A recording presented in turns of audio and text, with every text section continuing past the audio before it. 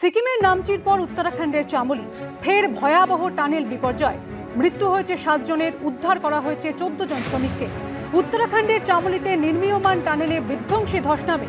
চামোলির tehari hydro development corporation লিমিটেডের নির্মীয়মান টানেলে ধস নামে, আর তাতে 7 জনের মৃত্যু হয়েছে, উদ্ধার করা হয়েছে 14 জন শ্রমিককে।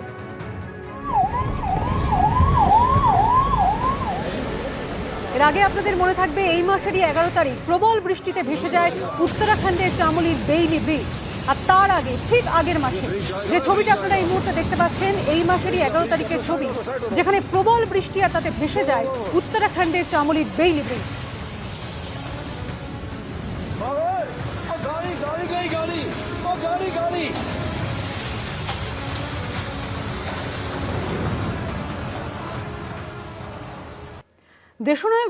দেশনায়ক নেতাজি সুভাষচন্দ্র বসুর সম্পর্কে বারবার অসম্মানজনক মন্তব্য করেছেন বিজেপির রাজ্যসভার সাংসদ অনন্ত মহারাজ। যে মন্তব্য ঘিরে নিন্দার ঝড় উঠেছে। তার বঙ্গবিভূষণ সম্মান কেড়ে নিয়েছে রাজ্য সরকার। মুখ্যমন্ত্রীর হুঁশিয়ারির পরও নিজের অবস্থান থেকে সরেননি অনন্ত মহারাজ। আর এখানেই প্রশ্ন হচ্ছে, এরপরও তার বিরুদ্ধে কড়া ব্যবস্থা কোথায়? এখনো তাকে গ্রেপ্তার করা হয়নি কেন? Netaji is a war criminal. যায় দেশের বিরুদ্ধে যুদ্ধ করে, বন্দুক তোলে না, দেশদ্রোহী হয় না নয়। দেশের বীর সন্তান নেতাজি সুভাষচন্দ্র বসুকে বারবার অপমান, দেশনায়ক সম্পর্কে বারবার অসম্মানজনক মন্তব্য। বিজেপির রাজ্যসভার সাংসদ অনন্ত মহারাজের মন্তব্য ঘিরে নিন্দার ঝড় উঠেছে। এই আবহে বুধবার নেতাজি সম্পর্কে অবমাননাকর পোস্টের ক্ষেত্রে গ্রেপ্তারের মতো কড়া ব্যবস্থার হুঁশিয়ারি দিয়েছেন খোদ মুখ্যমন্ত্রী শুভেন্দু অধিকারী। নির্দিষ্ট ধারাতে গ্রেপ্তারিয়া শুরু করার জন্য পুলিশকে নির্দেশ দেওয়া হচ্ছে। Any action against BJP Rajya Sabha MP Anant Maharaj, who has been making derogatory remarks against Netaji, and it's there in the public platforms? And law is equal for everybody, everyone. Police will act according to the BNS. কিন্তু তারপরও BJP সাংসদ অনন্ত মহারাজের বিরুদ্ধে কড়া ব্যবস্থা কোথায়? তাকে এখনো গ্রেপ্তার করা হচ্ছে না কেন? এটার একটা রহস্য। তাহলে কি কোনো একটা বিশেষ শক্তি এইগুলো করাচ্ছে? নিশ্চিতভাবে তার বিরুদ্ধে ফৌজদারি ব্যবস্থা হওয়া উচিত। গোটা দেশবাসী এটাই চাইবে যে কঠোরতম পদক্ষেপ নেওয়া হোক। উনি অ্যাটাক করছেন আমাদের আবেগকে। This is truly a punishable act. একবার নয়, নেতাজি সুভাষচন্দ্র বসু সম্পর্কে একাধিকবার চূড়ান্ত অপমানজনক মন্তব্য করেছেন বিজেপি সাংসদ অনন্ত মহারাজ। নেতাজি দেশের বিরুদ্ধে যুদ্ধ, বন্দুক ধরছে না, নাই যাবে দেশদ্রোহী হয় না নয়, দেশদ্রোহী হয় না নয়। কোন দেশ স্বাধীন করছে রে? আর কারো বলে সিআইসি রে বলে নেতাজি। নেতাজি তোমার কোটে কোটে ঢুকে আছে, ডিএনএ টেস্ট করা হবে। Netaji is a war criminal. মুখ্যমন্ত্রীর হুঁশিয়ারির পরও অনন্ত মহারাজ নিজের অবস্থান থেকে সরেননি। উল্টে সংসদ চত্বরে দাঁড়িয়ে এমন সব নথি দেখিয়েছেন যাকে ইতিহাসবিদরা ভুয়ো বলে দিয়েছেন। এখন সত্য মিথ্যা একটা গভর্নমেন্টকে বলতে হবে। আর এই কথাটা তো জওহরলাল নেহরু বলেছে। আমি তো কাগজগুলো দেখালাম, যদি এটা প্রমাণ আছে তা গভর্নমেন্ট আপনারা দেখান, গভর্নমেন্ট জিজ্ঞাসা করেন যে নোটিফিকেশন জারি করতে বলেন নেতাজি সুভাষচন্দ্র দেশ স্বাধীন করেছে, বাস কথা খতম। বৃহস্পতিবার অনন্ত মহারাজের বঙ্গবিভূষণ সম্মান কেড়ে নিয়েছে রাজ্য সরকার, কিন্তু তাতে মোটেই সন্তুষ্ট নন বিরোধীরা। তাদের প্রশ্ন, নেতাজিকে এরকম অসম্মানের পরও কঠোর ব্যবস্থা কোথায়? শুধুমাত্র বঙ্গবিভূষণ কেড়ে নিয়ে বাংলার মানুষের ভাবাবেগকে ক্ষতে পুলে দেওয়ার চেষ্টা না করে এই মহারাজের বিরুদ্ধে এই মুহূর্তে অপরাধমূলক কেস দায়ের করা উচিত। এখনই তার রাজ্যসভার সদস্যপদ কেড়ে নিয়ে তাকে জেলে ভরে দেওয়া উচিত। বিজেপি রাজ্য সভাপতি আবার বল ঠেলেছেন দলের সংসদীয় বোর্ডের কোর্টে। এমপি এমএলএ যদি এ ধরনের কাজ করেন, দলের সংসদীয় বোর্ড আছেন, সর্বোচ্চ নেতৃবৃন্দ বিষয়টি দেখছেন এবং দেখবেন। সুভাষচন্দ্র বসুকে নিয়ে আপত্তিকর পোস্টের অভিযোগে গ্রেপ্তার করা হয়েছে অনন্ত মহারাজের অনুগামী উত্তর দিনাজপুরের চাকুলিয়ার বাসিন্দা কিরণ কুমার দাসকে। কোচবিহার কোতোয়ালি থানার পুলিশও পিন্টু রায় এবং কৃষ্ণ কার্জি নামে দুজনকে গ্রেপ্তার করেছে। নিশিগঞ্জ ফাঁড়ি থানার পুলিশ গ্রেপ্তার করেছে উত্তম বর্মন নামে এক স্কুল শিক্ষককে।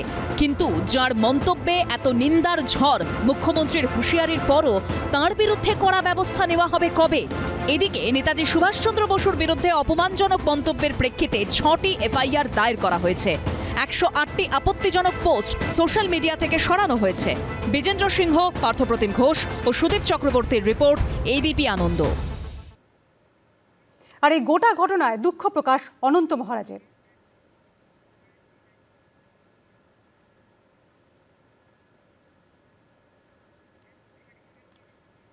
এই গোটা ঘটনায় দুঃখ প্রকাশ করেছেন অনন্ত মহারাজ। দেশনায়ক নেতাজি সুভাষচন্দ্র বসুকে নিয়ে সম্মান জানিয়ে বলছি, নেতাজি সম্পর্কে আমার অনিচ্ছাকৃত কিছু বক্তব্যের জন্য কেউ যদি মানসিকভাবে আঘাত পেয়ে থাকেন তার জন্য আমি আন্তরিকভাবে দুঃখিত। নেতাজি সুভাষচন্দ্র বসুকে নিয়ে অনন্ত মহারাজের মন্তব্য ঘিরে সমালোচনার ঝড় উঠেছে। এবার দলেরই সাংসদকে দল থেকে বহিষ্কারের দাবি তুললেন রাজ্য বিজেপির প্রাক্তন সভাপতি তথাগত রায়। অন্যদিকে রামপুরহাটে নেতাজি সুভাষচন্দ্র বোস রোডের নাম বদলের অভিযোগ উঠল বিজেপির বিরুদ্ধে। প্রথম যেটা করা উচিত হলো ওকে দল থেকে বার করে দেওয়া উচিত, এই অনন্ত মহারাজকে। নেতাজি সুভাষচন্দ্র বসুর মতো দেশনায়ক সম্পর্কে বিজেপির সাংসদ অনন্ত মহারাজের মন্তব্য ঘিরে নিন্দার ঝড় উঠেছে। কঠোর শাস্তিতে সরব বিভিন্ন মহল। এবার অনন্ত মহারাজের বিরুদ্ধে কড়া পদক্ষেপের সওয়াল করলেন বিজেপির প্রাক্তন রাজ্য সভাপতি তথাগত রায়। এই মহারাজ যে কথাগুলো বলছে এগুলো তো শুধু আপত্তিজনক কথা নয়, চরম আপত্তিজনক কথা নয়, এগুলো মূর্খের মতন কথা। বঙ্গবিভূষণ কেড়ে নেওয়া হয়েছে, আরো কিছু কঠোর পদক্ষেপ নেওয়া উচিত। এত মূর্খ যে এভিডেন্স মানে কি তা পর্যন্ত জানে না। প্রথম যেটা করা উচিত হলো ওকে দল থেকে বার করে দেওয়া উচিত, এই অনন্ত মহারাজকে।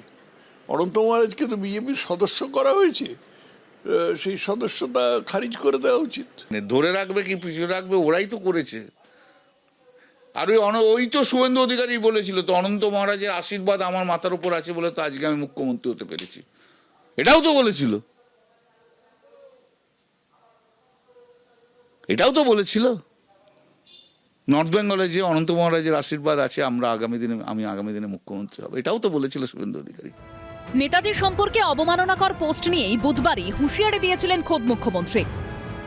যারা সোশ্যাল মিডিয়াতে নেতাজি সুভাষচন্দ্র বসু সম্পর্কিত অপমানজনক মিথ্যা অপপ্রচার করার দুঃসাহস দেখিয়েছেন, ভারতীয় ন্যায় সংহিতা অনুযায়ী সেকশনে কেস হবে। কিন্তু অনন্ত মহারাজের বিরুদ্ধে গ্রেপ্তারের মতো কড়া ব্যবস্থা নেওয়া হবে কবে? এই প্রশ্নের আবহেই আবার বীরভূমের রামপুরহাটে দেখা গেল এই ছবি। রামপুরহাটে নেতাজি সুভাষচন্দ্র বোস রোডের নাম বদলের অভিযোগ উঠল বিজেপির বিরুদ্ধে। ভাইরাল হওয়া এই ছবিতে দেখা যাচ্ছে গেরুয়া বোর্ডে লেখা রয়েছে নতুন নাম ডক্টর শ্যামাপ্রসাদ মুখার্জি রোড। তার সামনে দাঁড়িয়ে রয়েছেন রামপুরহাটের বিজেপি বিধায়ক ধ্রুব সাহা, সঙ্গে রয়েছেন রামপুরহাট পুরসভার তৃণমূলের চেয়ারম্যান সৌমেন ভকত। বিজেপি আরএসএস এর যে সংস্কৃতি, তারা স্বাধীনতা আন্দোলনকে তারা স্বীকার করে না। স্বাধীনতা আন্দোলনের ইতিহাসকে পরিবর্তন করাই হচ্ছে তাদের একমাত্র লক্ষ্য। যারা নেতাজি সুভাষচন্দ্র বসুকে তেজোর কুকুর বলেছিল, কোন সিপিএম? যারা নেতাজি সুভাষচন্দ্রকে হিটলারের দালাল বলেছিল, তাদের কাছ থেকে নেতাজি সুভাষচন্দ্রের সম্মান রক্ষার জ্ঞান আমাদেরকে নিতে হবে। পৌরসভার চেয়ারম্যান উপস্থিত থেকে রাস্তাটাকে আমাদের ফাঁকা আছে বলেছিলেন বলেই নামকরণ করা হয়েছে। যদিও পুরো চেয়ারম্যান আবার অন্য কথা বলছেন। বিজেপির তরফ থেকে একটা বলেছিল রাস্তাটার নামকরণ শ্যামাপ্রসাদের নামে নামকরণ রাস্তা করবেন, সেই প্রপোজাল আমাদের কাছে এসেছিল। এখন পর্যন্ত যেমন যে রাস্তা আছে সেই রাস্তার নামকরণই আছে। পৌরসভার তরফ থেকে এখনো পর্যন্ত নামকরণ পরিবর্তন এখনো পর্যন্ত কোনো কিছু হয়নি। রাস্তার পুরনো নাম ফেরানোর দাবিতে পুরসভা ও রামপুরহাট মহকুমা শাসকের কাছে ডেপুটেশন দিয়েছে সিপিএম। কৃষ্ণেন্দু অধিকারী ও ভাস্কর মুখোপাধ্যায়ের রিপোর্ট, এবিপি আনন্দ। মুখ্যমন্ত্রীর নির্দেশে কেশপুরে 2024 সালের ঘটনায় নতুন করে তদন্ত শুরু হয়েছে। শুভেন্দু অধিকারীকে সভায় যেতে বাধা, হামলার অভিযোগে দায়ের করা হয়েছে এফআইআর। আর তাতে তৃণমূলের তৎকালীন 2 অঞ্চল সভাপতি সহ 10 জনের নাম রয়েছে। রাজ্যে বিজেপি ক্ষমতায় আসার পর একের পর এক পুরনো মামলার ফাইল খুলছে। মুখ্যমন্ত্রী শুভেন্দু অধিকারী নির্দেশে 2024 সালের কেশপুরের ঘটনায় নতুন করে শুরু হয়েছে তদন্ত। তৃণমূলের তৎকালীন 2 অঞ্চল সভাপতি সহ 10 জন তৃণমূল নেতাকর্মীর বিরুদ্ধে দায়ের হয়েছে এফআইআর।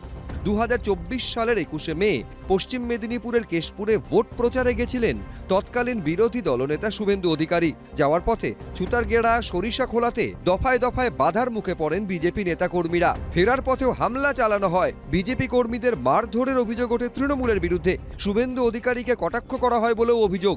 সভা থেকে ফেরার পথে সরিষাখোলায় নিজের কনভয় থেকে নেমে আসেন তিনি। সরাসরি হুঁশিয়ারি দেন পুলিশ আধিকারিকদের। আমার মিটিং এ গেছে, ছেলেকে মেরেছে, কোথায় তারা? পালিয়ে গেছে না? জন মারছিল, আপনি ছিলেন, দাঁড়িয়ে দাঁড়িয়ে দেখছিলেন। বেতন ভাই কোথায় আপনাদের? না 1 টাকা বেতন পায়, লজ্জা লাগে না? ইলেকশন কমিশনের আন্ডারে আছে সাহস। এখন তিনি রাজ্যের মুখ্যমন্ত্রী। মঙ্গলবার কেশপুরে দাঁড়িয়েই ফাইল খোলার নির্দেশ দেন মুখ্যমন্ত্রী শুভেন্দু অধিকারী। 24 সালে লোকসভা ভোটে এই কেশপুরে আমাকে সভা করতে যাওয়া বাধা দেওয়া হয়েছিল, মানিনি। আমি বলবো, আমি কিচ্ছু বলিনি। মাননীয় এসপি, ওই মামলাটা আপনি বের করবেন। যারা জড়িত ছিল তাদেরকে আমি জেলে দেখতে চাই। এরপরই কেশপুর থানায় অভিযোগ দায়ের করেন বিজেপি নেতা তারক জানা। খুনের চেষ্টা সহ একাধিক জামিন অযোগ্য ধারায় দায়ের হয় মামলা। যারা দুষ্কৃতী আছে ওদের নেতৃত্বে এবং এই সাথে আরো অনেকে যে শুভেন্দু অধিকারীকে প্রাণে মারার চেষ্টা করে এই সেটাই, এবং আমাদের কর্মীদের ওখানে আহত হয়, তৎকালীন আমরা এফআইআর করতে পারিনি, কারণ রাতের অন্ধকারে যে আবার বাড়িতে শাসানি ধমকানি হয়। তৃণমূলের কেশপুরে 11 নম্বর অঞ্চলের প্রাক্তন সভাপতি কাজী শাহাদাত, 14 নম্বর অঞ্চলের প্রাক্তন সভাপতি ভাস্কর চৌধুরী সহ 10 জন তৃণমূলের নেতা কর্মীর বিরুদ্ধে এফআইআর দায়ের হয়েছে। আপনার নাম শুনেছেন বেঙ্গল ফাইলস, মানে একটা সিনেমা। কেশপুরে সেরকম সিনেমা নয়, এখানে তো সন্ত্রাস, ভয়, ভীতি, আতঙ্ক, অত্যাচার, লুটপাট, এটা একটা মানে ট্র্যাডিশন করে তুলেছিল তৃণমূল কংগ্রেস।